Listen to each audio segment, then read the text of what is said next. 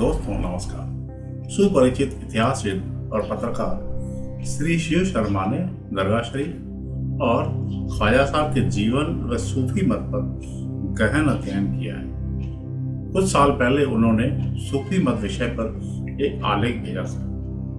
वे कहते हैं कि अजमेर स्थित सूफी संत ख्वाजा मोइनुद्दीन हसन चिश्ती की दरगाह पर रोज हजारों की तादाद में उनके अकीदतमंद तशरीफ लाते हैं।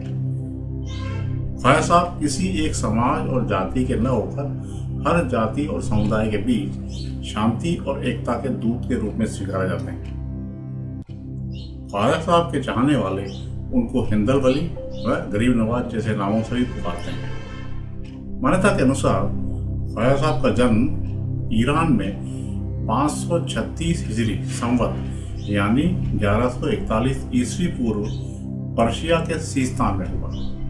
रिवायतों में कहा गया है कि ईरान के चस्त शहर से चिश्तिया शब्द निकला है। चिश्तिया जिसे सूफी तरीका भी कहा जाता है। उसकी शुरुआत अबू इसहाक ने की थी, लेकिन भारत में इस तरीके की शुरुआत ख्वाजा साहब ने की थी। ख्वाजा साहब ने भारत में आकर अजमेर को अपनी कर्मस्थली बनाया। कहा जाता है कि पीर मुरीदी का सिलसिला ख्वाजा साहब के जमाने से ही आगे बढ़ा।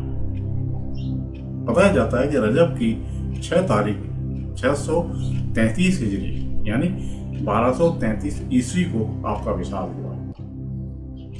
ख्वाजा साहब के पोते ख्वाजा हुसैन चिश्ती अजमेरी ने सज्जादा नशीन व मतवली का सिलसिला जारी रखा है। बताया जाता है कि ख्वाजा मोइनुद्दीन साहब के तकरीबन 1000 खलीफा और लाखों मुरीद थे। कई पंथों के सूफी भी उनसे आकर मिलते और चिश्तिया तरीके से जुड़ जाते, साथ ही शांति व एकता का संदेश देते।